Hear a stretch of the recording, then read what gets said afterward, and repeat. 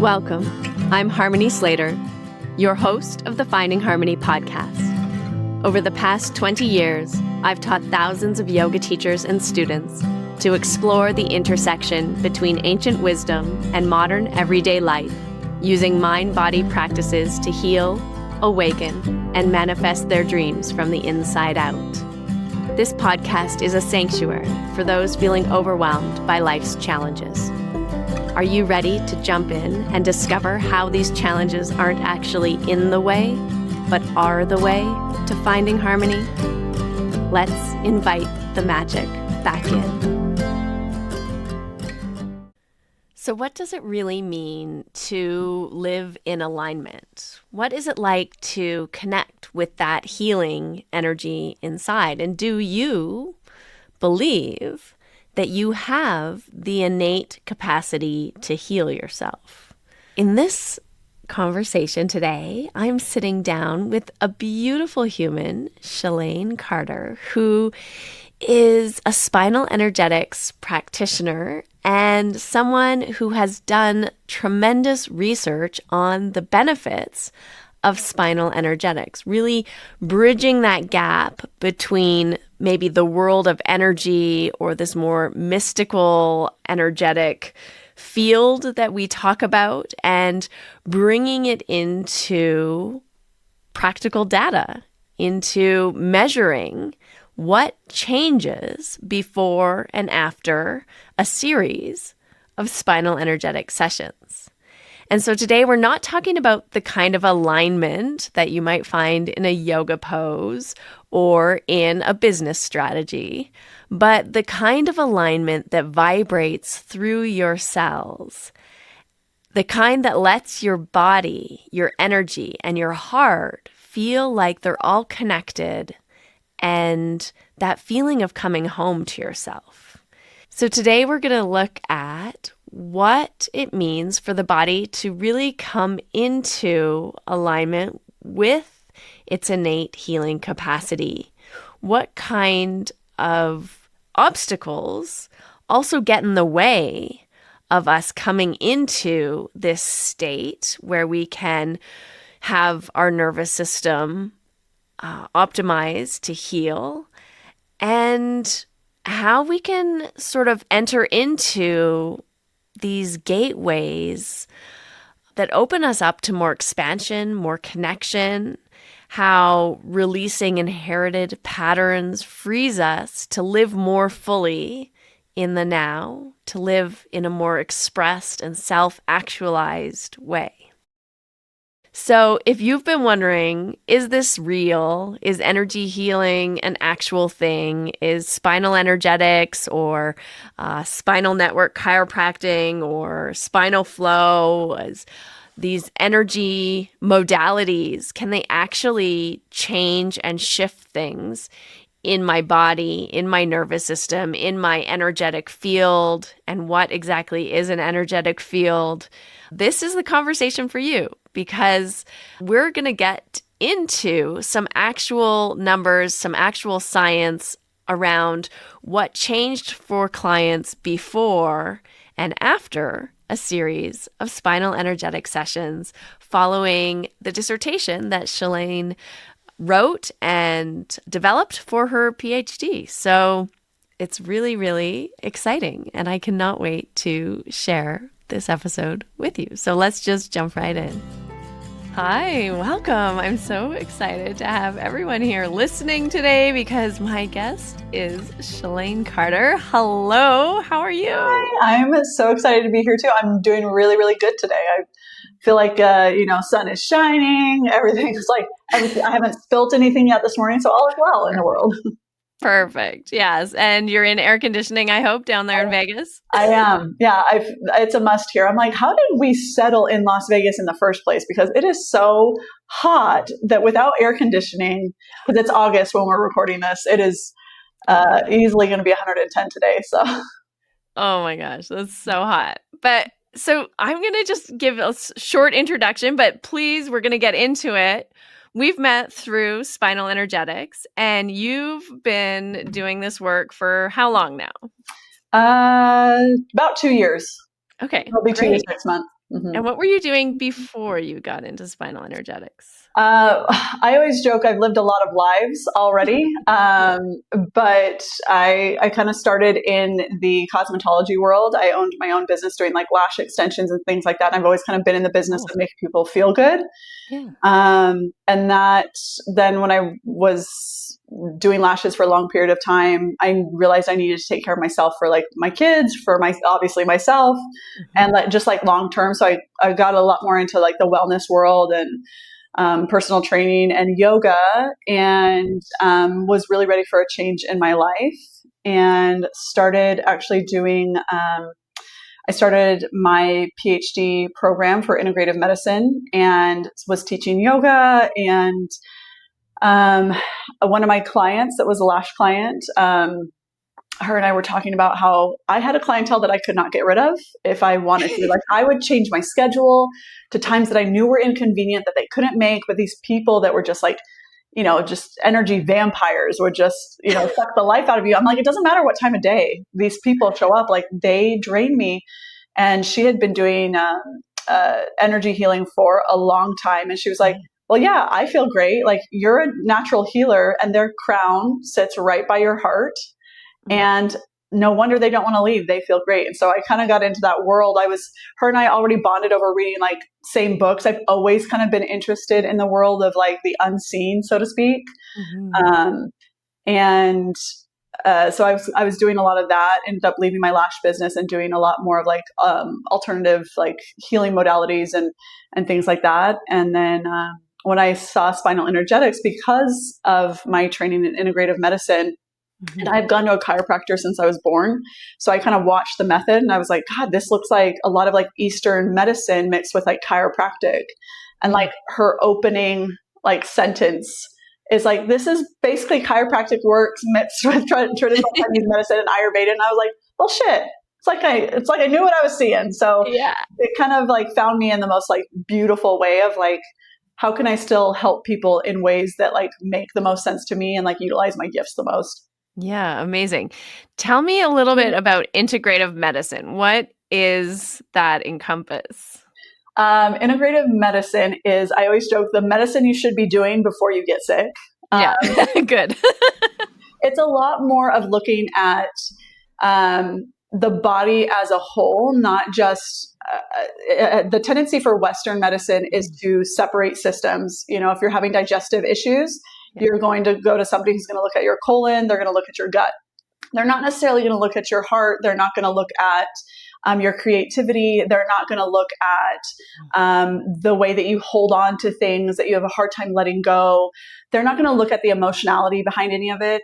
And integrative medicine is really looking at how do we take care of ourselves and create a life that doesn't create an environment for disease. So Mm. when somebody comes to me, I'm asking them things about not just like their physical ailments and their symptoms that they're expressing, but then we're looking at, okay, well, what was your childhood like growing up? What is our diet? What's elimination? There's kind of 5 pillars that you're always kind of looking at and asking for. Obviously elimination, assimilation, things like that. Of Mhm. how is the body actually utilizing what you're giving it? So integrative medicine, I think, is almost kind of like I would say, kind of Western quote unquote approach to what Eastern medicine has always done. Yeah, it sounds a lot like Ayurveda. I Yeah. did like Ayurveda consulting Yeah. way, way, way back in the early 2000s, and it's very much like looking at your whole life and figuring out, what's out of balance, Yeah. where you're not kind of investing any time or attention or care or energy, and like trying to bring the whole system back into balance. Exactly. Yeah. Because you really, I mean, when I think about, somebody who's experiencing like, heart issues and stuff like that, a lot of times they'll tell you, like, at one point, I feel like I had my heart ripped out. I feel like I got Mm. stabbed in the back. Yeah. They'll use all these words that are associated with that same area where they feel emotionally blocked off. And so they also feel physically blocked off. Mm. And then it does become a physical like manifestation. So I think we're getting better in the Western world of looking at um, health as a more uh, holistic approach that you can't really separate. Just like when you're sad, you don't just feel sadness in your mind. You Yeah. feel, your body changes, your physiology, your shoulders round, you start to tear, or the muscles around your mouth start to relax because you feel a little sullen, and Mm. you feel grief, and it always has a physical expression. Yeah, it's so interesting. I know when I first started doing yoga, I had a lot of emotional releases through physical adjustments, Oh yeah. just like a lot of stuff coming up. You're like, where'd that come from? Exactly. And so you kind of start to recognize this mind-body connection. It becomes kind of obvious right away, but it's funny how I think, life we keep lifing, right? We keep doing life and those layers keep kind of piling up. Even if you have a yoga practice, you can kind of get rid of the top part, like maybe the most obvious things or the biggest things that you're holding, but still life keeps lifing. And it's so fascinating because just yesterday I was in this somatic kind of yoga practice, but it's a little bit more like a somatics class, Mm-hmm. but it integrates yoga. And I was lying there, and at the end, like just before the shavasana, we were lying there, and then like moving or no, maybe we were sitting, and then we laid down after, but like pressing along the rib cage at the very bottom, the fascia, Mm-hmm. just like pressing into it and feeling just whatever sensation was there. And it was like so much emotion came up, and it was so subtle, and it Yeah. was self-administered. And so it's very interesting how the body just really has like these little pockets of emotion that we're holding and we don't Yeah. even know about. Yeah. It's funny that you say, like, again, like the physical adjustments. For a while, I had a private, I would do private sessions, yoga sessions with a teacher.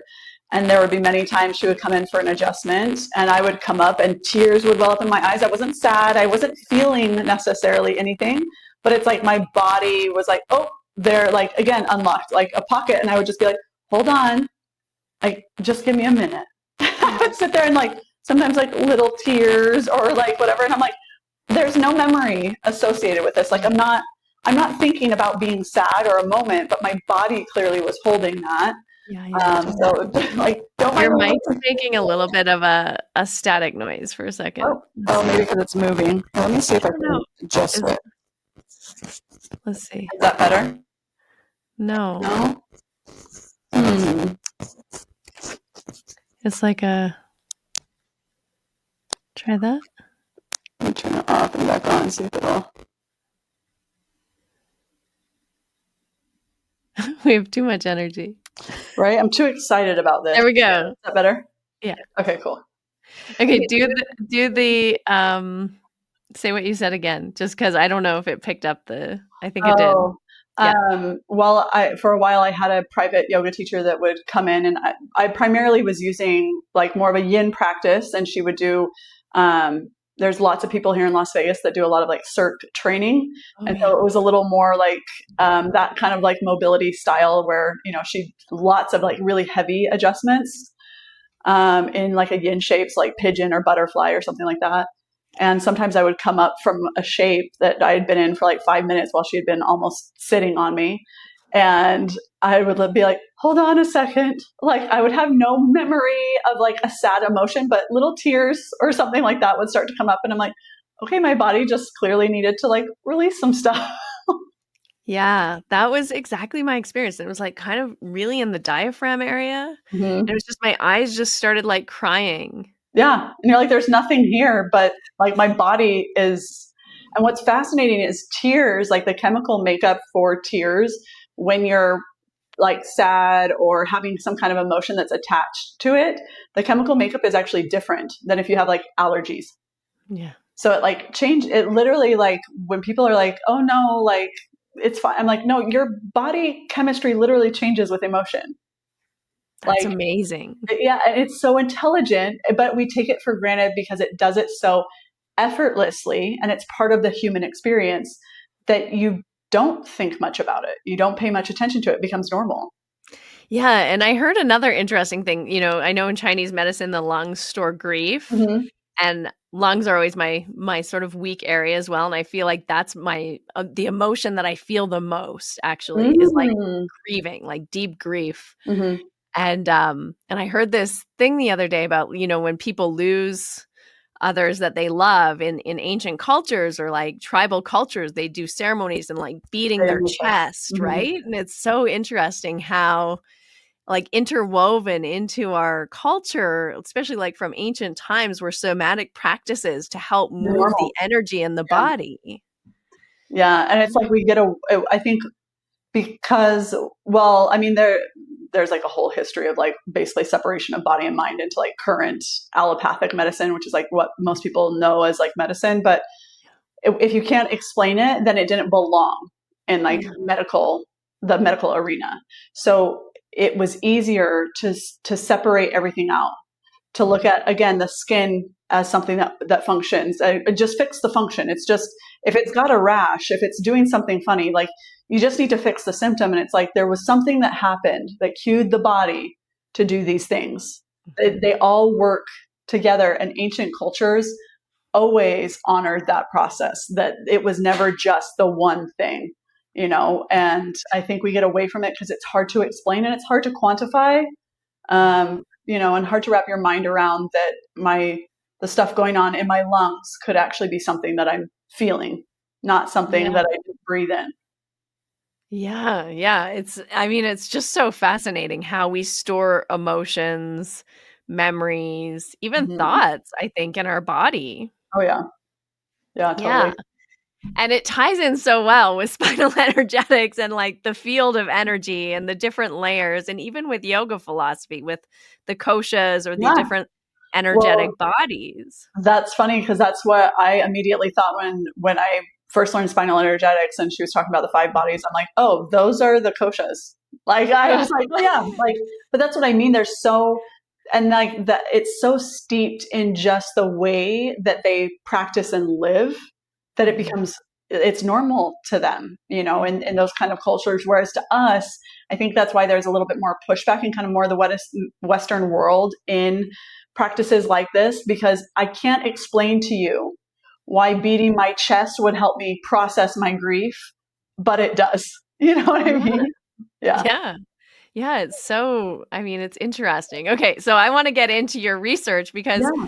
to me this is so fascinating because I mean, I think I don't you're the only person I know who's actually done any scientific research that involves spinal energetics and trying to quantify the changes that happen through sessions with Yeah. people. I am the only You person. I'm the first person. Yeah. I was like, I opened the door. I opened the door. I'm like, but it also, I think, gives people an awareness of like, oh, there is ways to quantify it. Just like there's been studies on, acupuncture and on meditation and on yoga and all of these things. Like, Yeah. there is studies out there when people are like, it's not scientific. I was like, what? Well, you're not reading the science then. You didn't look it up. It's there. Yeah, and so Yeah. much breath work, and I mean, Mhm. it's just you just have to kind of, yeah, have access to a science mind like yours. I don't know if I'd call mine a science mind, but I have a very curious mind, which I think is the premise for science, to be I honest. think that is the premise for science. So you did research, tell me about it. It was around autoimmune disorders. It was. So I studied the effects of spinal energetics on those with autoimmune disorders, specifically women, and they had to be between the ages of 18 and 65 and have been formally diagnosed. So, like, I couldn't take anybody that was like, well, I have all the things, like, I'm pretty sure I have this. I'm like, no, I need like to see your doctor's note. Like, Mhm. Yeah. because otherwise, again, it kind of nullifies, not to say nullifies the entire research, like, but it helps those people who have a hard time wrapping their minds around things that they can't see, quantify, or explain. That the more that you can create some structure around what you're observing, the more the brain is actually able to understand it and process it. Because if it's too big of a concept for people, honestly, it goes right over their heads. And not because they're not interested, but because they have no perception of it. Yeah. So it had to be very, very specific. But Yeah. And so before we got on, I was telling you I also was diagnosed with Hashimoto's, which is Yeah. an autoimmune disorder of the thyroid and or hypothyroidism. Hmm. And I have this interesting theory because as we were talking, so many women, this starts to come up and become an issue as they age in their, sort of midlife time. But I feel like for me, because not many medical doctors measure antibodies Mm-mm. in the blood. Yeah. It's like a special test that you have to kind of ask them to do. It's not Yeah. that special. They'll do it, but But they it's don't like, do it because they go, well, we can't cure autoimmune disorders. Mhm. So we don't know what to do with it. So we're just not going to look for it. And then they just cure the symptoms Mhm. once they get bad enough, right? Yeah. Well, and that's kind of what so when you write a research paper, you have to write about and research several things and like components that feed into it. And so some of the research that's in the paper talks about basically what creates an autoimmune disorder. And the reality is nobody knows. It's a perfect storm of environmental exposure to toxins, things like that. It can also be hereditary, and Mm-hmm. not necessarily hereditary. And when I say like, oh, you have a gene for that, but you have, again, a predisposition based on what is learned and experienced through your upbringing to then express some of these things. And it can be actually brought on also by prescription medication, which is funny because that's what's also prescribed is for it. Let me give you some prescriptions for something that might cause another autoimmune disorder. So autoimmune disorders, that's part of why I picked it, is it can be this vicious cycle that nobody really understands why, how it happens. Yeah. And so in your like exploration of the autoimmune disorders, what are the main sort of symptoms or problems that people would express? Like, I'm having this problem or this problem, and then how did you like measure or what did you look at to measure those changes? So what we kind of looked at was the way that it was structured, because I was taking anyone with an autoimmune disorder, that includes a lot of disorders. Yeah. So, because it's hard also to find people that they needed to come in every other week for a session. They had to be physically located in Las Vegas or be willing to travel. I had somebody who actually flew in from Kansas City every other week to get a session because she was like, I've done all the things, which always makes me laugh because I feel like spinal is the place that people try or the thing that people try when they've tried everything else. Yeah. But because of that, it really limited people that were available. And also they needed to be able to come during my office hours. I have kids, I have a family. Like I work one weeknight. I don't work weekends, which then also drastically cuts that down. So as far as symptoms go, I did it a couple of ways. A lot of the symptoms overlap from diagnosis to diagnosis. So a lot of these things are joint pain, excuse me, joint pain, skin rashes, weight issues, fatigue, dizziness. There was a whole list of about 20. So we did both an objective and kind of subjective way of looking at their progress or their experience. I did a weekly tracker where I took those 20 most common amongst all autoimmune disorders, and then they could also write in any ones that were specific to them that they experienced all the time. And then we rated them every single week. So every week they would put whether they had a session or not that week. Then they would write, gauge it from 1 to 10, like 10 being the worst, 0 being none, and somewhere in the middle. So that way we could also look at, again, this is subjective because that's another thing is autoimmune disorders. You can have the same autoimmune disorder and have different symptoms, different expressions of it, right? You might have one thing and not have the other, and different extremes. So you might have somebody that it almost doesn't affect them really at all, and people who are literally bedridden by it, and they have the same diagnosis, Yeah. and have diagnosed at the same time, and different things like that. So I needed a way where I could measure what they personally are feeling. And because of the more holistic view of wellness, I also had things like, how was your sleep that week? Were you on your menstrual cycle? All these things affect not just, again, physically your hormones, or you might have cramping, but they affect your mood. If you follow, any type of like cycle syncing and things like that, different phases of your cycle, you have different levels of hormones in your body, which then affect the way that you view the world, see the world, interact with the world. And then we also did emotions, because because of the understanding that it can be brought on by the environment that you live in. The environment is not just physical. We know from, again, like people who have like PTSD, CPSD, PTSD, and other things, that the way the brain processes things is very complex. Mm-hmm. So when I tell somebody, what does red make you feel? One person might be like anger and hatred and the devil, or, things like that.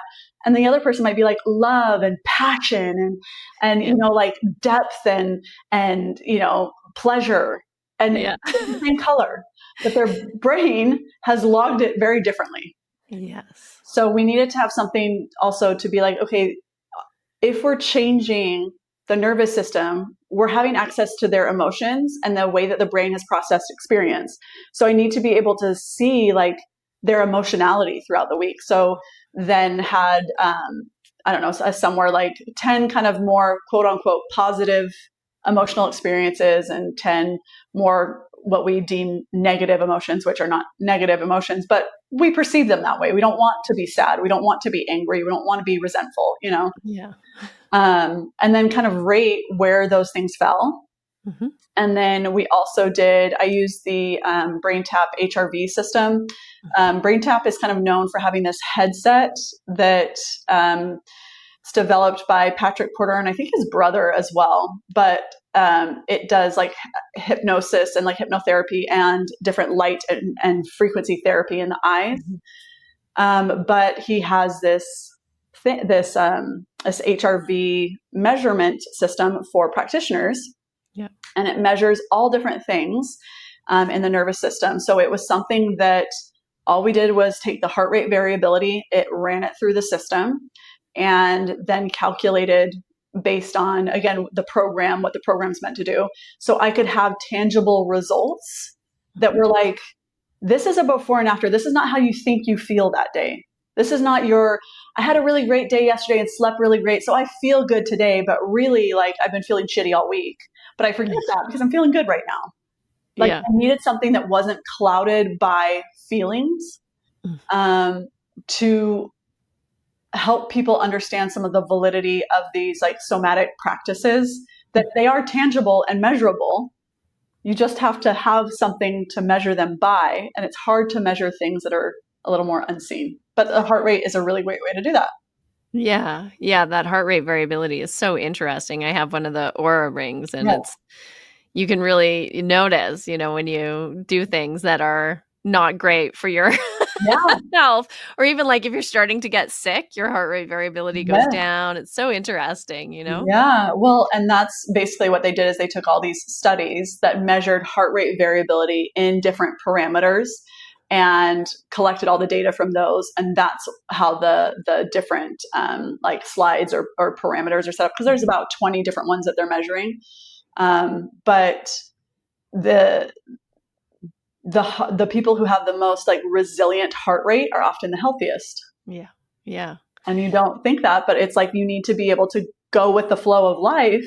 Yeah. And the immune system needs to be able to do that. And the immune system being dysregulated is usually the precursor is a dysregulated nervous system. Yeah. And does that affect your biological age as well, the heart rate variability? Yeah. Yeah. So on average, this is really what people want to know about. So like once you listen to this, people are like, done, sign me up for a spinal energetic session. But on average, people reverse their biological age was 1.875 years. So almost 2 years biologically younger. But that's just on average. I mean, I had some people that were reversing their age by like 10 years, 7 years, 4 or 5 years. Like, that they were still having stuff going on in their lives. Like, they were still having a partner that had cancer. They were renovating a home. They were, kids were doing kid shit that, like, you're just like, help me, please, somebody, Yeah. somebody take the wheel over here. But they were still doing life, but their biology, because it wasn't in the same state as before, Yeah. it was sending different signals to the body to respond to the stress. Yeah, that's amazing. Mm-hmm. That's incredible. I'm like, do you get And younger? Yes, sign me up. yeah. Yeah, forget about the creams and the Yeah, like, why would I not do that? Like, And so were they doing anything else? Like, was there any changes of um, diet or exercise or anything else? no. And in fact, I kind of asked everyone, like, hey, now is not the time to Yeah. like revamp your whole life. I had someone who was working through, she had Lyme and mold exposure. She was already working with a naturopath Mhm. for those kinds of things. And she also had progress, but it wasn't, but when you're doing those types of like protocols, it was a protocol she was already on. Right. So it's not like, they Yeah. giant things were changing. And I was really, because it was only a 12 weeks. Mhm. So I asked everyone, like, if you can, and again, I understand if you're not feeling good, like, please go get your meds checked. But as much as possible, keeping them exactly the same. What's fascinating is I did have someone who, she, during the research project, I'm trying to remember like specific details, but she started having a rash that was like all over her body. Mm. She works with a gosh, a neurologist, I think. And so she has this autoimmune disorder, but they're also looking at different things and stuff like that. So they did adjust her medication, but she was somebody that I noticed when marking the emotions had experienced significantly more negative emotions, even prior to this experience. It was about halfway through that she started experiencing like some hives and different things like that. But she had a ton of trauma, a ton of trauma. Mm. And Wow. so she kind of just maintained, again, you have all the way across the board, like people, Mhm. again, I say 2 years on average, not everybody, some people were 7, 8, 9, Yeah, years younger. wow. Wow. Some people, not really at all, Yeah. so, but what I did find is that the correlation of people, sorry, I feel like I've got a tickle in my Yeah, throat. yeah. Take your time. It's from talking. I'm like, I think there's something going around too. My throat's been doing that too. mm, Or we're having a lot of throat clearing these days. yeah, Maybe also. opening up my Yeah. throat cleanser, okay? Um, she, the people who didn't experience as much of Mhm. a transformation often, no, all of them actually marked more negative emotions across the board. Oh, Yeah. interesting. Yeah. Um, which again is hard to quantify because, Yeah. feeling sad is subjective, feeling angry, frustrated, that's all subjective. Yeah. Um, but that was a trend. Um, Mhm. and I was like, fascinating. Again, it's especially worth working with spinal energetics. You're working with the way that the body has processed experiences, feelings, Yeah. you Yeah. know? Yeah. Okay, wait. Your microphone just went crazy again. Oh, You can have you to hear me switch it again. Turn it off and now? on Okay. again. It's having a moment. Honestly, I got it this time quickly. It's the energy. my light does it all the time. My husband's like, nowhere else in the house does it. It's only my office. And I was like, Yeah. it's all my vibes, okay? Yeah. Every time you say spinal energetics. Like, woo! Yeah. Oh my gosh. Um, okay, so I have another interesting thing because I watched you gave a presentation about it. And there was something that you were measuring the brain, the activity in the brain and the brain waves. And what did you notice around that? Well, I was going to. So, but the problem is in spinal, if for those of you listening, if you've never had a spinal session, you typically start face down in like a massage table. And when you put all the electrodes on the brain, or on the brain, on the head, Yeah. measuring the brain, um, they're very sensitive. And what was happening was that people were like face down and they would start to move a little and it wasn't picking up the brainwave frequencies reliably. So I ended up not being able to use that. That was kind of I was really fascinated with that because I had at that point had several clients who had worn an aura ring during a session. They get done with the session and they're big movers. They're wanting to sit up, they're shaking, all these things, and their aura ring would track it as a nap. So when it's doing that, it's tracking your brain waves are slowing down to more of the theta state, which is like the dreamlike state. You're on the verge of sleeping.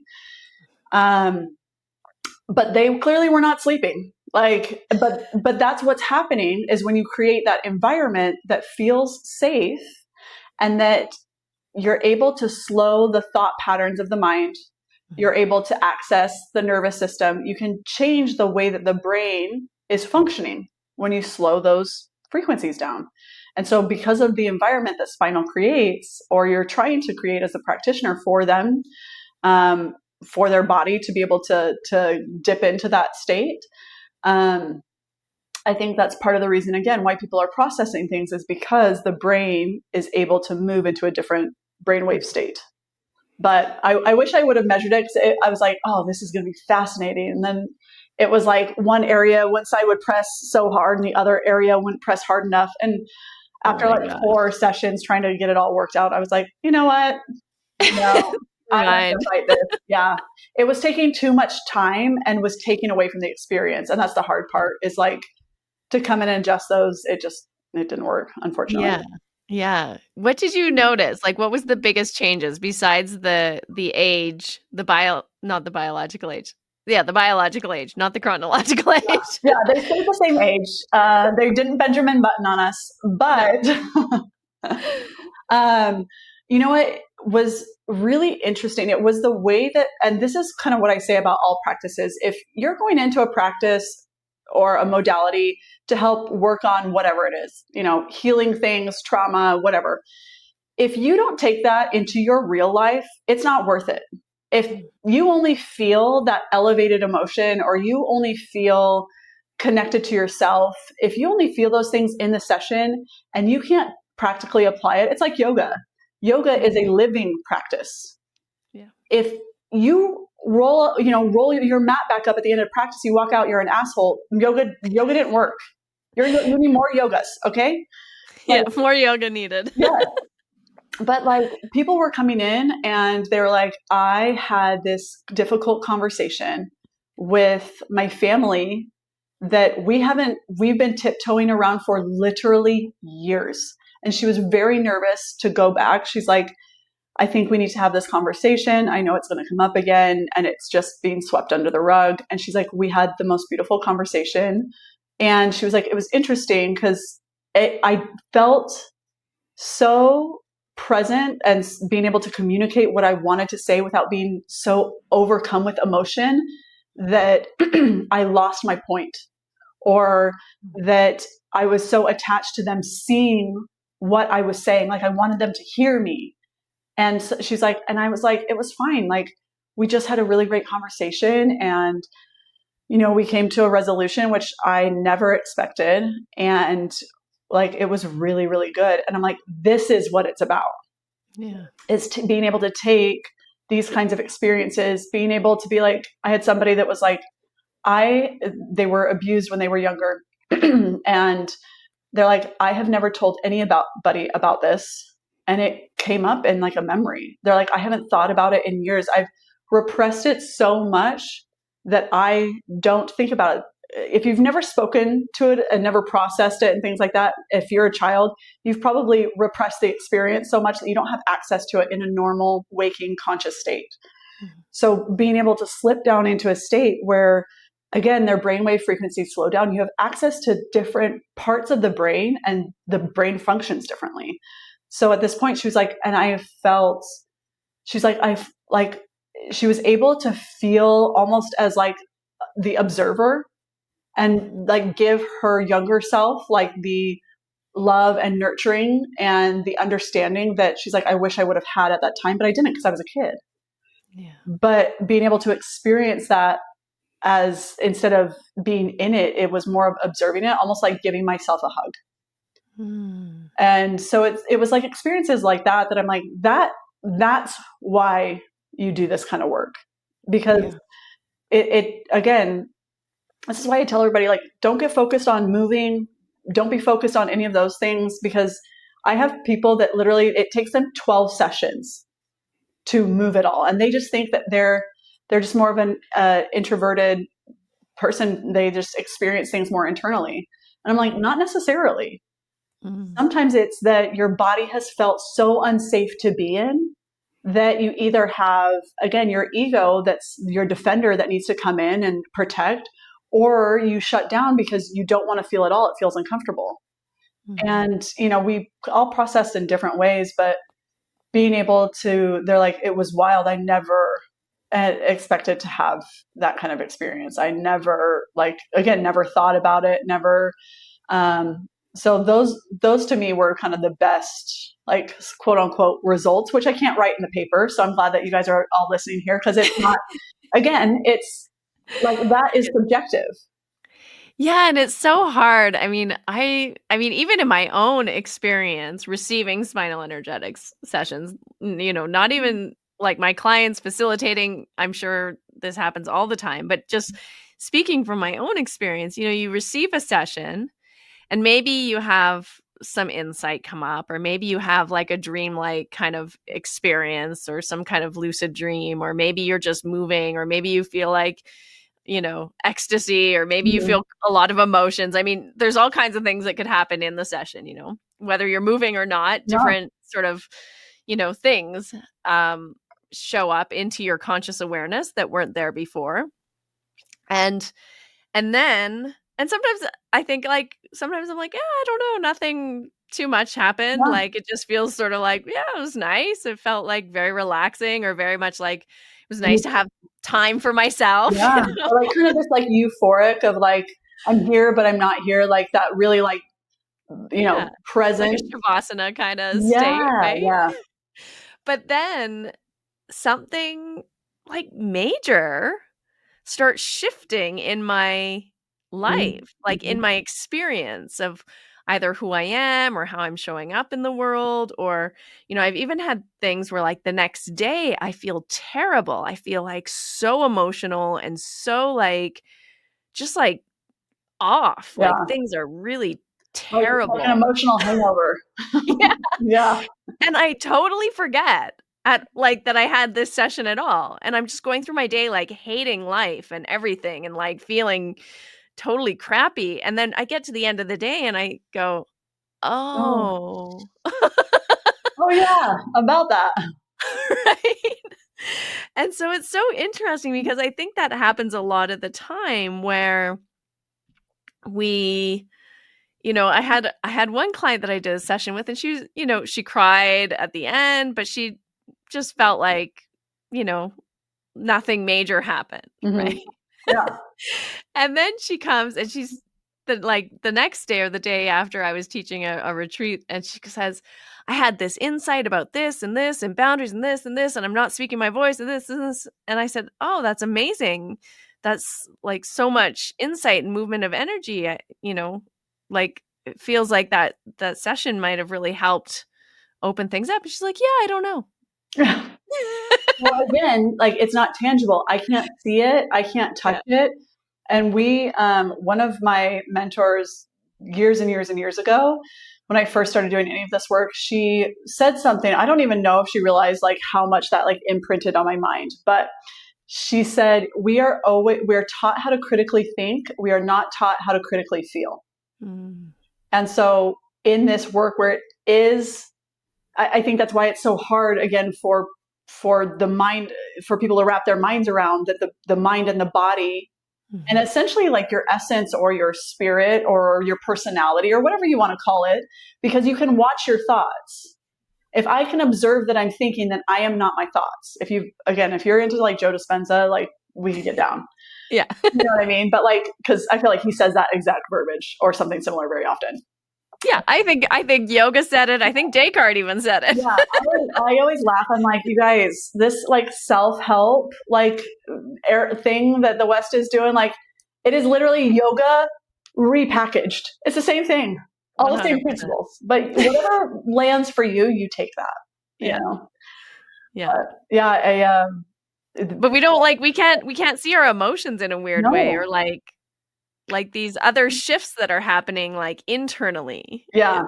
Well, and what was fascinating in the study was that so part of it shows several different components of the nervous system. So it shows like the parasympathetic and the sympathetic. It'll show your stress index. So again, heart rate variability is looking at how well you're handling stress.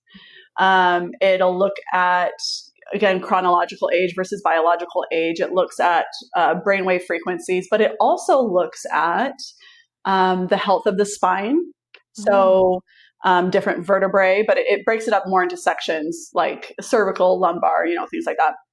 And then also the chakra system and the meridians.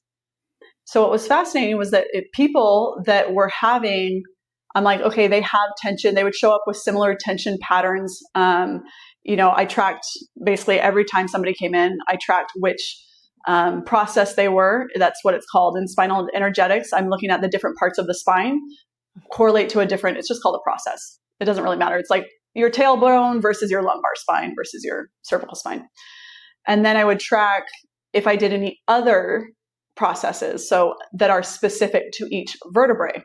Because in Eastern medicine, every single vertebrae correlates with different feelings, with different organs, things like this. So the people that were having these patterns that would come up kind of in the same area, then what was happening, again, I'm kind of looking at, because I recognize we're having these conversations, they're telling me these things, that the areas of their spine and the chakras that correlate with those areas are the ones that improved the most for a lot of Wow. people. Wow. And what people think when they're learning about Ayurveda or again, yoga references the chakras all the time, but Mhm. they don't realize that there's actually nerve plexuses that correlate with all those and glands. So I kind of go over that in my paper as well. Like these nerve plexuses that they're almost in the exact same spot anatomically.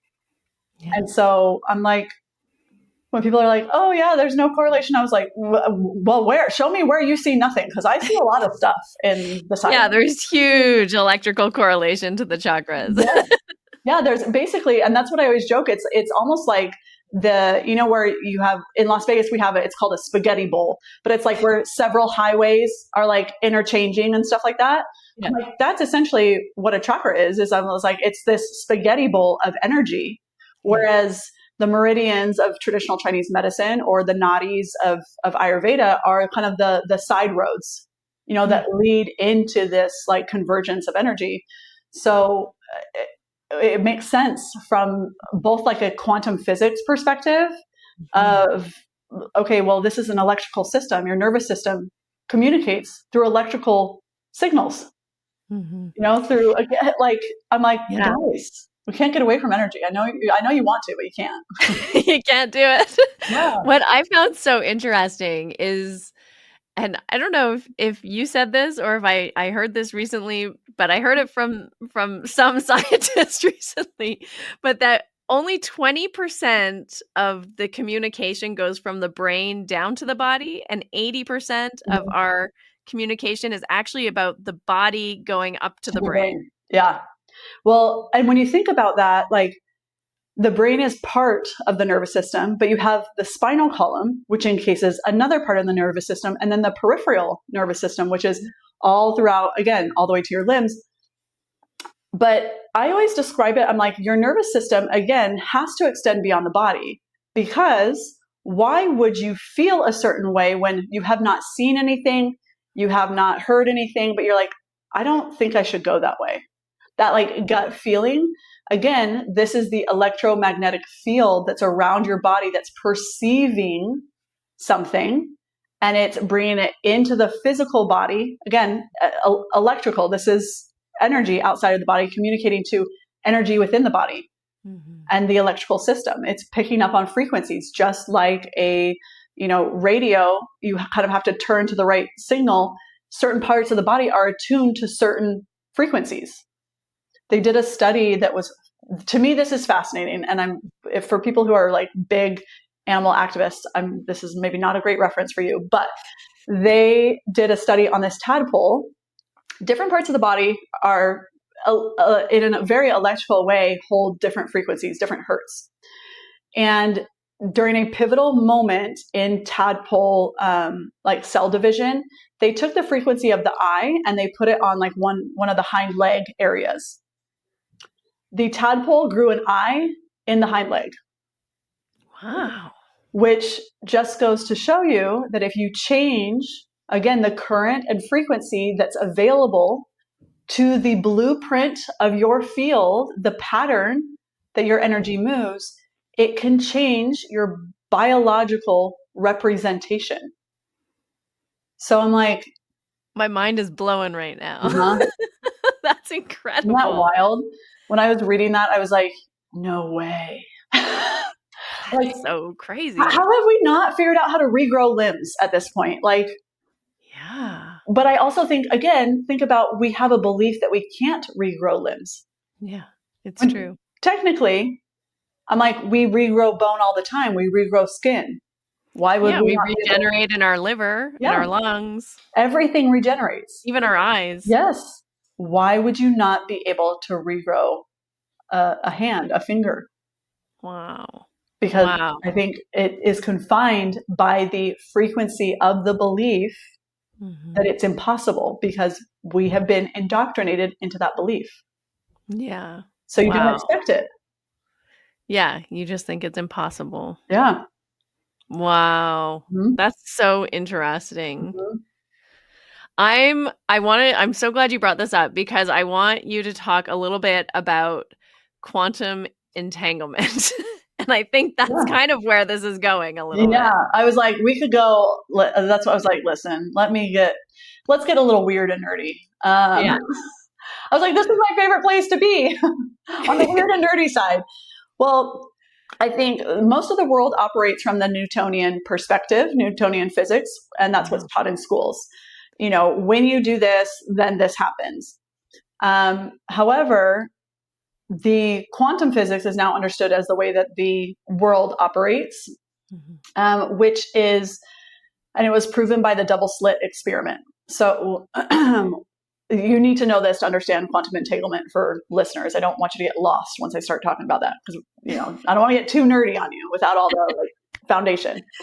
The double slit experiment, basically, they sent an electron through one slit, and it was, okay, this is where it goes. It's predictable. When there was two slits, basically the electron, so to speak, kind of had to choose.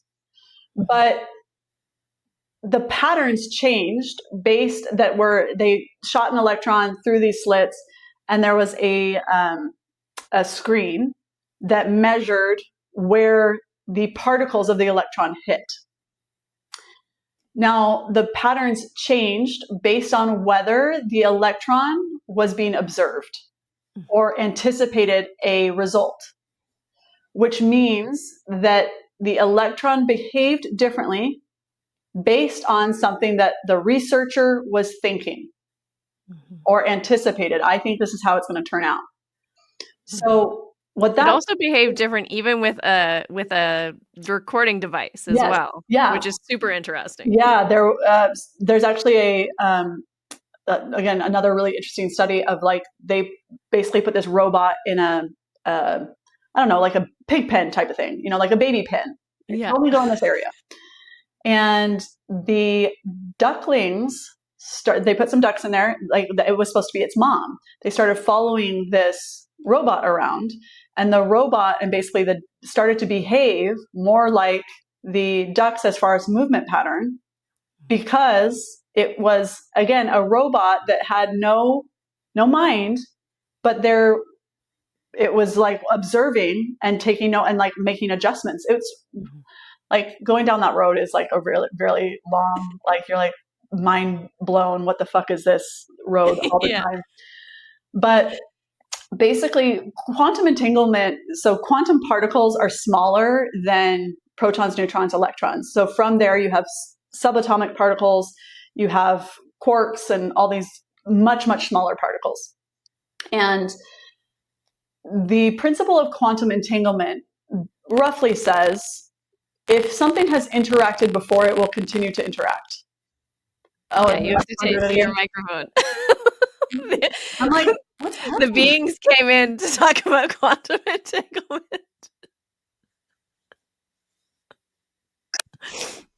Okay. Can you hear me now? Is that better? Yeah, it's totally fine. That's weird. Okay. I always record with this, so I'm like, why is it having issues?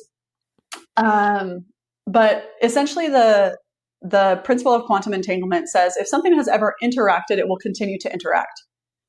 So, because of the evolution of our world, everything is entangled. We evolve as human beings, whether you believe in evolution or not. Scientifically, we evolved from single-celled organisms.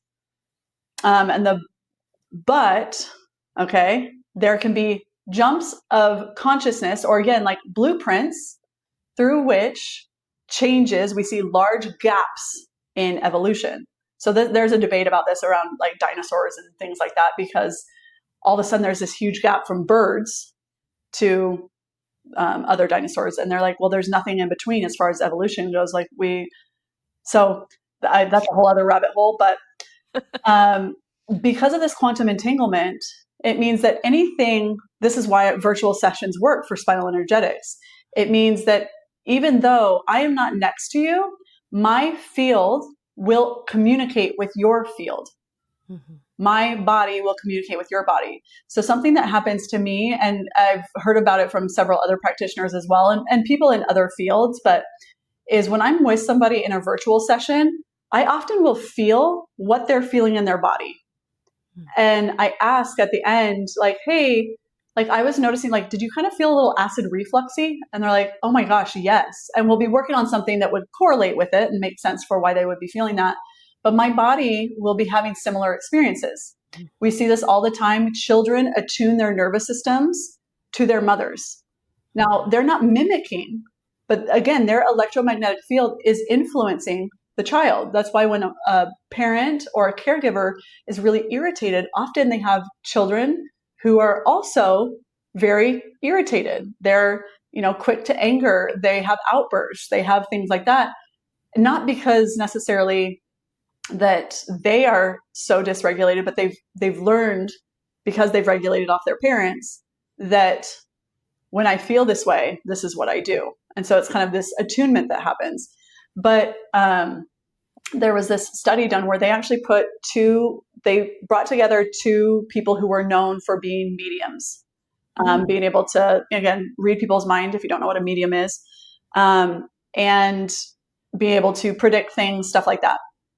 They put them together and they meditated with the intent of just being aware of the other person for 20 minutes. Then they put them in Faraday cages. Faraday cages prevent any type of electrical signal to come in. So, but this also includes, we have we need the electromagnetic signal from the earth. It has to be replicated in space for them to be able to continue to sustain life. You'll actually get incredibly sick if you don't have Earth's frequency available to your body. So they put them in Faraday cages and they triggered something. I can't remember if it was like a sound or something like that within the cage. The brain waves were being measured. The one person who actually heard the sound was in their box or whatever.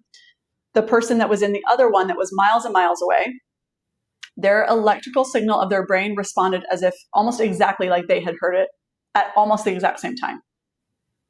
Wow. Yeah. And so when we're talking about quantum entanglement, like this is why intention is really important. If you come into a session as a practitioner and you are having a bad day, you are carrying a lot of your own trauma that you're not working through, that you haven't done a lot of these things. Your field is interacting with this person's field. So you're always going to influence them. Even, again, you're not doing it on purpose. It's not you're out to get them by having a bad day. Well, maybe you do. I don't know. I'm just kidding. You're like, revenge. Yeah. But on a very real level, we are constantly receiving and giving feedback to the world. And Yeah. so it changes the way that our clients experience a session, Mhm. you know? Yeah, it's so important to do your own work and to also, I feel like, receive the work too, Mhm. because then it's like in your body Mhm. and in your field as Yeah. well. But to do your work in like all the places, right? Yeah. Not just spinal energetics, Yeah. but like clear your subconscious crap as Yeah. well. Well, and it's like, again, it's kind of like, I feel like this about yoga. If you don't haven't practiced yoga in 6 months, it's really hard to cue to the body in the same way, because it's like that connection between mind and body Yeah. is not as strong.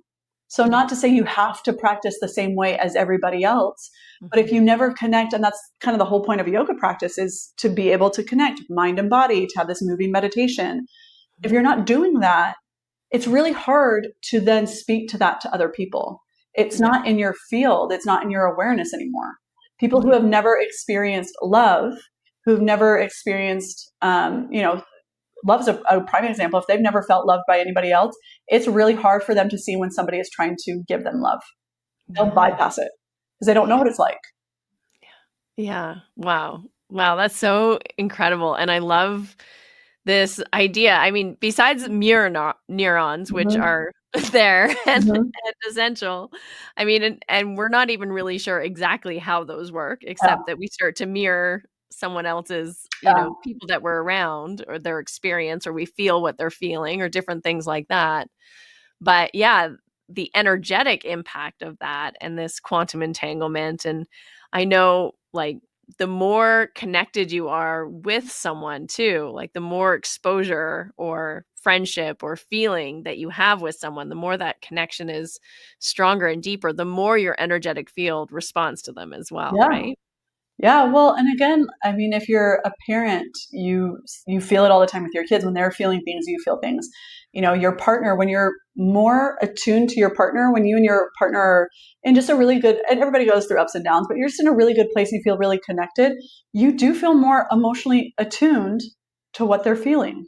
Mhm. Like, the more that you, as a practitioner, attune yourself to different, again, variations of feeling, Mhm. the less shut down you are from certain experiences, the more you're able to actually be able to hold that space for those people and Mhm. be able to, again, provide a safe space for them to feel that feeling. Because if you don't feel safe when somebody starts to cry and it makes you uncomfortable, you're probably not going to have a lot of criers and people that can kind of get to that point where they're like, okay, I need to express this, Yeah. because you don't allow yourself to cry. You don't Yeah. allow yourself to feel that way, you know? Yeah, yeah, I mean, it's kind of amazing, that journey. I mean, for myself speaking, from going from a place where I could barely identify like more than 3 or 4 emotions to like doing all of that work to learn how to identify emotions, to like be with sensation and use the body and sensation as a gateway to understanding emotion, Yeah. like being able to hold space for other people to explore their Yeah. emotions. I mean, it's phenomenal to see how that access point, it's profound and it's really, really powerful. And I think it's something like you're saying, we're not taught to know how to be with emotion. We're Hmm. taught to like suppress it or ignore it or turn it off. Yeah. And so a lot of people, I think, a lot on the planet Yeah. either Literally are the like whole planet. angry or fine, you know? Yeah. And they're afraid to feel anything, Yeah. right? And Well, so and they we don't have know so what to much do with it. numbing behavior too, because it's like, I just don't wanna feel anything. Yeah. Well, and I mean, even speaking to that, like, we, I think that's part of why this, spinal energetics gets such a like spotlight on them, is because you're moving without, again, any physical manipulation or cueing or anything like that. That movement is a natural part of feeling and expression. When you have kids, you watch them. When they are sad, they are full body, they are on the floor, they throw their head back. Like, it is a whole scene, but it's also like that when they're happy. They're jumping up and down, they're screaming and yelling and running around. They're so excited. And as we get older, it's like not socially acceptable to physically express emotion. So we have no awareness or no mirror for that. So even though we're feeling those things, we're not quite sure what's acceptable. And it's almost like spinal energetics gives you this space to not only feel, but be able to express in a way that, again, that belief system of it's, you don't express like this. The people that are loud, the people that are, gregarious, the people like, they're always kind of like, not to say ostracized, but like they're too much. They're this, they're that. I'm like, no, honestly, good on them. Like, let your feelings out. You know what I Yeah. mean? Like, there's no reason to really hold all these things in, but we don't want to be seen. We don't want to be perceived a certain way. We don't want, like we're uncomfortable with attention because of whatever happened in our past. Like, we are so complex when it comes to feeling Mhm. and the belief systems around feeling that it Mhm. makes it like if you're not doing work to untangle that, you will always feel like you're in a straitjacket in your own like mind and body. Yeah. Every time you have a feeling, you're like, what do I do with this? What do I do? You know? Yeah, and it's so interesting. I have a lot of thoughts around this because it's so intimately like been a part of my growth and my experience. But even like with the yoga, I feel like a lot of people are very attracted to the practice of yoga, especially in the Ashtanga Mm-hmm. community, because it gives you a sense of control Mm-hmm. over your body, but also over your emotional experience then. And so that you don't have to like feel things so much because you can just practice and do this very physical thing And just breathe and through it. it just breathe through it. Yeah. Exactly, right? Yeah. And so Take a kind of breath. like yeah, you're kind of shutting yourself down in ways in Mm-hmm. order to like maintain this, I'm going to say veneer of like Mm-hmm. peace or calm or contentment, Yeah. right? Control, Yeah. poise. It's almost like And a little that's bit of like emotional bypassing. totally, Yeah. totally. And so to have a tool or to have a modality that gets you back in touch with your body in a way that's allowing your body, like giving it the freedom to feel, to express, Mm-hmm. to like have an opportunity to see what's actually there rather than trying to control it or hold it all together and Mm-hmm. like allowing yourself to be okay with not being at peace Yeah. That it is can feel it's chaotic and profound. it's still good. Like there's Yeah, there's no bad parts of you. And I think to yes. me that's what I think spinal teaches everybody is that there are no bad parts because at Yeah. some point it did feel bad or messy or whatever. And so we've learned push through, hide, cover up, things like that. And it's like this is almost like taking the covers off, taking the blanket off, kind of Mm. like Wizard of Oz, like exposing the behind the curtain of like Yeah. it's always there and there's nothing wrong with it. There's nothing bad Yeah. about you. Totally, and I've done a lot of, like, coach training as well around, like, the somatic practice of tapping into the emotion and giving them voice and, Mhm. like, being with whatever experience or emotion or, childhood trauma or whatever is there, right? Yeah. And integrating it and exactly what you're saying that there is no bad part. And the interesting thing is with spinal energetics is you don't really have to necessarily give it a voice or go back Mhm. into the memory. And so in a way, it can feel a little safer for Mhm. people at the beginning, I think, or maybe in the end too, to just be able to somatically Mhm. be with what's there. Yeah. I think people are tired of analyzing what they're feeling. Yeah. I think they're tired of thinking about how they feel, thinking they should be better, thinking they should be on a healing journey. I need to do this next thing and blow like and sometimes I literally have to like stop people in the consult and I'm like, we don't need to dive into like every single thing. Your body will present it Yeah. exactly what you need for this session. It won't go to a space that it doesn't feel safe to. And I'm not going to push you there either. Mhm. So Yeah. like we don't need to uncover it all. It's okay. Yeah. And they're like, oh, because they're used to going to a therapist that want, talk to me about it. Let's analyze why it happened. Let's, Yeah. stuff like this. And spinal is not that. Yeah, and there's People, such a difference between talking about a feeling or talking about a memory and then feeling it and letting it move through your Mhm. body in a somatic way. Mm-hmm. Well, and I even think sometimes, I think that's some of the downside of that can be the downside of talk therapy is that you think talking about it more processes it, and it really just re-triggers the brain to remember it and to feel it again in Yeah, the body. exactly. It's like if we need to like skip over that part, not skip over it. You know what happened. Yeah. It's stored in your body. It's stored in your brain. Like it's again debatable, but from the moment of birth, I would say before that, I would say conception, you have a very visceral memory.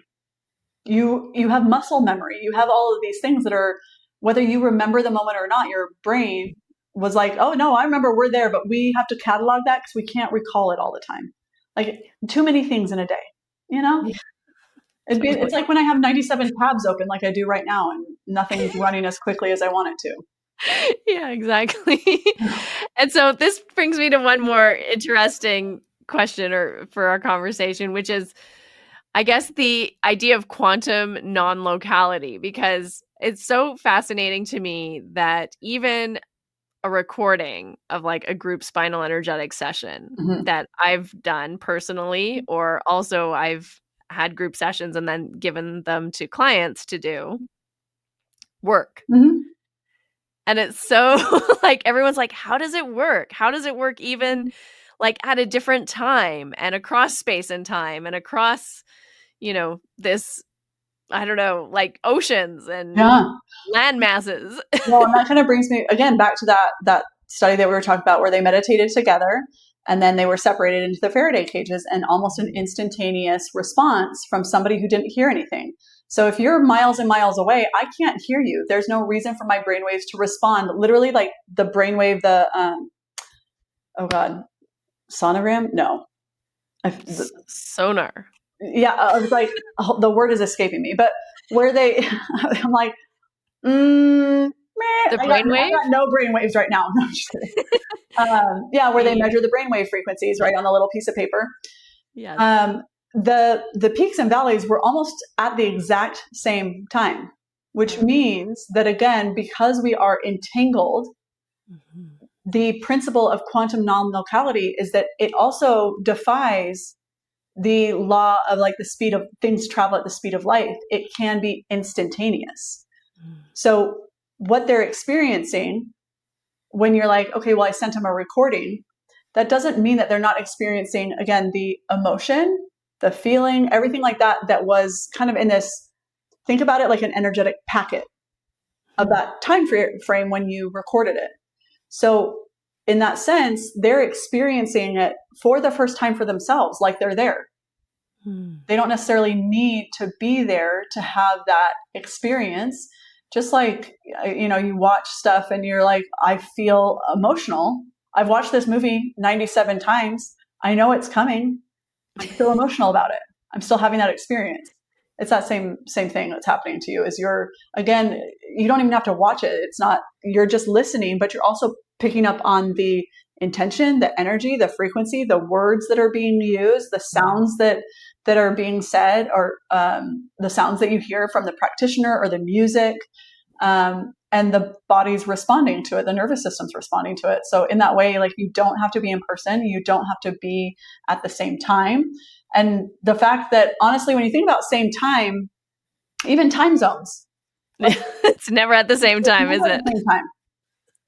Like, this person is literally hearing this in tomorrow, Yeah. you know, like it's wild that you're like, oh, huh, okay, like when people are like, no, time and space, I'm like, no, for real. Have you ever skipped time zones? I've lost a whole day.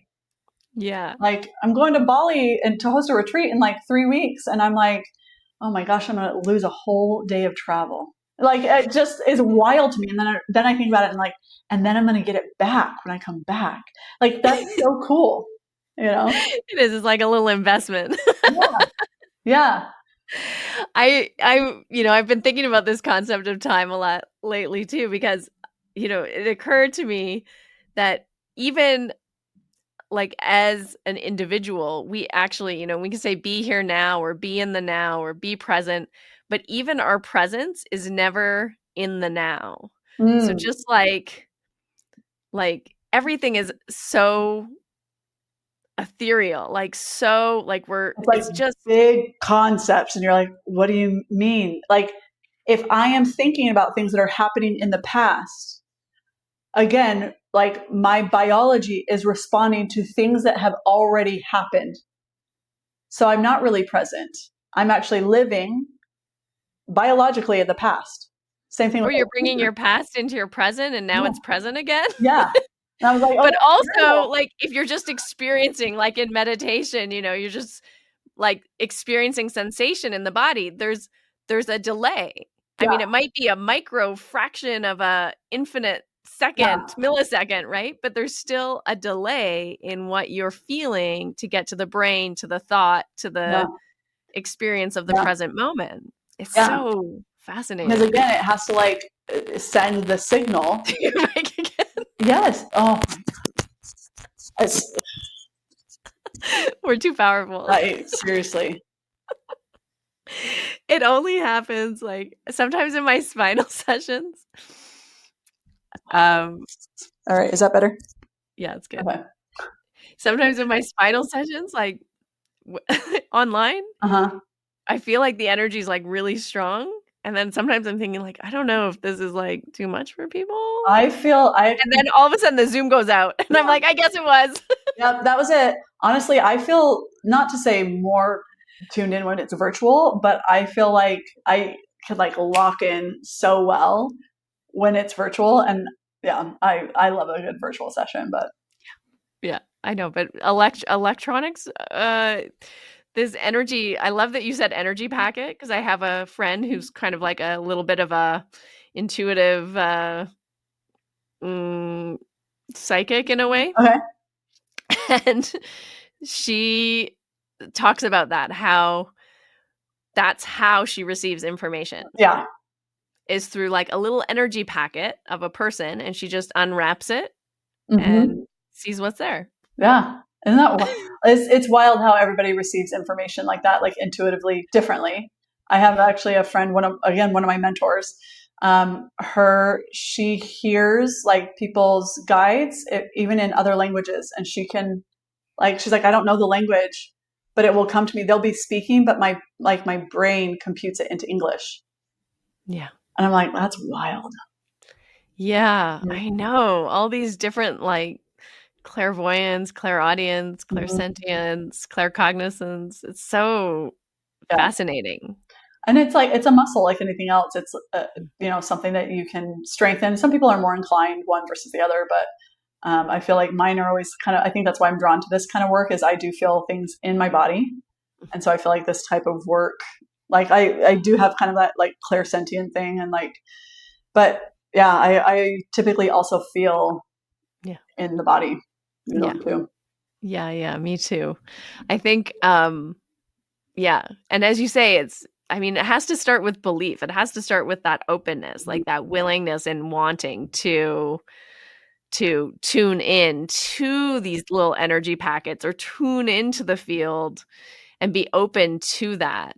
And Mm-hmm. that can be kind of scary, I think, for people too, which is Yeah. maybe why people are skeptical of things like spinal energetics Yeah. or Which I always find very funny when people are like, "This couldn't be real," and I was like, "Do you go to church?" And I'm not like again bashing any religion, but you literally believe in God that nobody can prove exists. So yeah. what you know what I mean? Like the reality is like the structure through which you see the world, the lens through which you view the world is what you've grown up with what was acceptable. Yeah. So if your family has always been like again, like herbs don't work, homeopathy isn't real, blah, blah, blah. I'm like, no, homeopathy was actually the medicine of literally the royals in England and France for years and years and years. They had their own, they did sun therapy, they did water therapy, all these different things that worked really effectively. But it's just not taught. You haven't been exposed to it. So a lot Yeah. of times, like, but if you've always gone to church, that viewpoint of a higher being and believing in something you can't see and that element of faith is in that packet or in that lens. That's the lens through which you view things. But they're the same. We're talking about the same things. We're just Mhm. giving them different language. And whatever Yeah. works for you. If that works for you, that that you're like, when I, pray to God or whoever, like that's when I receive information. And if you say, well, when I sit in meditation, that's when I receive information, like I'm connected to source or, universal intelligence or consciousness, like kind of has the same idea, don't you think? Totally. Like whatever packet works for you. Yeah. Yeah. I love that. I love that. Well, can we put your paper in the show notes so that if people are interested, they can read Yeah, it? yeah, definitely. Okay, that'd be fantastic. And tell everyone where they can find you and work with Oh, you if they're interested. yeah. You can find me on Instagram or TikTok. I will say it's a lot more fun over on TikTok. It's like the wild, wild west out there, but, at Shalane Carter. So literally just my name. I have a podcast called Be the Frequency. A whole bunch of different episodes on, again, talking about stuff like this, talking about business. I've worked with entrepreneurs for a long time, like, uh, working on their field and changing their field and their information, the way the brain is processing to change the way their business is. So there's stuff on business there. There's stuff on health. There's interviews. It's a little fun place. It's kind of taking a pause right now, but there's plenty of episodes, like some over 100 for you to peruse through. And I'm working on a YouTube channel, but honestly, there's not a lot going on over there. That's not the fun place to be. So, TikTok. I'm yeah, gonna look you up TikTok's on a fun place TikTok. to be. I feel like I always joke, like TikTok is like when you get together with your girlfriends, and like Instagram's like when you show up to a business meeting. Like I'm still me, but just like a different version, um, or a different, like there's, I don't know, like it's just different. Yeah, the energy is totally And different it's over different. there. It is. It's the wild, wild west on TikTok. It I really is. agree. Like, listen, you get to dance if you want to. You can leave your fears behind. I'm just kidding. Yeah, it's kind of like a wild bachelorette party. Oh, it is. I'm like, the things that people talk about on here and just like get on and like ramble. It's like FaceTiming people. Yeah. I'm like, this is interesting. Y'all are fascinating. I was like, and now I'm looking at you and I see all your belief systems and the things that you're saying, the way that you're walking. Like, you can tell so much about people, you know? It's true. I Yeah. know. It's a wild place. Yeah. So yeah, I would love to have you guys there. And the only other thing I kind of got going on is I have what's called the Ascension Manual, and it's a 90-day guide to a higher vibrational living. It's kind of like a journal meets like a tracker a little bit, but it has practices for your 5 bodies every single day. That's simple, practical, no nonsense. We don't need to take 3-hour morning routines. And then it also has stuff to help program your brain at the end of the day to be able to prime the subconscious while you're sleeping to anticipate good things happening to you. So you can find that on Amazon. I'll send you the link too, so that way you Yeah, guys definitely. put it in the We'll show put notes. it in the And show notes for everyone. yeah, It sounds yeah. magnificent. So I think that's kind of all I got going on right now. That's great. It's so wonderful to connect with you. And thank you so much for sharing all of this incredible research and all of your experience working with different people in this field. Yeah, thank you for having me. Again, I'm like, yes, have me on. I'll talk for hours. It's so good. Wasn't that just beautiful? Isn't it so nice to be reminded that often healing is really about listening and softening and allowing the body to guide us back into safety, into a space of flow or a space of relaxation so that it can do what it naturally wants to do, which is help us to feel whole, to be functioning at our best and our highest, and to feel really good, to feel really connected and energized. So if this conversation spoke to you, then I would just love to invite you into your own experience of spinal energetics with me, whether we meet online or in person. I offer sessions here in Calgary in my home, and also when I'm traveling and teaching, I also offer sessions abroad during my workshops, which are coming up. I'll be in Brazil and Brussels and Scotland very, very soon in the month of October. So if you would like a session with me while I'm on the road, please send me a DM and we can find a time where we can meet. And if you'd like to meet online sessions are amazing. They work in a very powerful way through this quantum entanglement, through the field. It's very, very profound for many people. And these sessions are really designed to help you release what's no longer serving you, to regulate your nervous system, to let go, release, and then reconnect with your inherent state of wholeness. Come back to your soul and realign with what feels good, to find more ease, more joy, more connection, more love in your life. So the link to book a session with me is in the show notes. And if you have trouble finding it, just reach out to me on Instagram, Harmony Slater Official. Send me a DM and I would love to connect with you. So until next time, remember, your body is not a problem to fix, but it is a portal to your freedom, to pure, true, unconditional love, and to waking up to your enlightenment. That's it. We've concluded another episode of the Finding Harmony podcast. I just want to thank you so much for doing the work that changes the world, starting with yourself. It truly does make a huge difference. Please make sure you have your automatic downloads turned on wherever you listen so you don't miss any of the upcoming episodes. I have so much more magic I can't wait to share with you. Lastly, if you're on Instagram, I love connecting and hearing from you. So come on over and say hello at Finding Harmony Podcast. And you can also come say hello to me personally at Harmony Slater Official. Thank you again for being here. I cannot wait to share more with you in our next episode.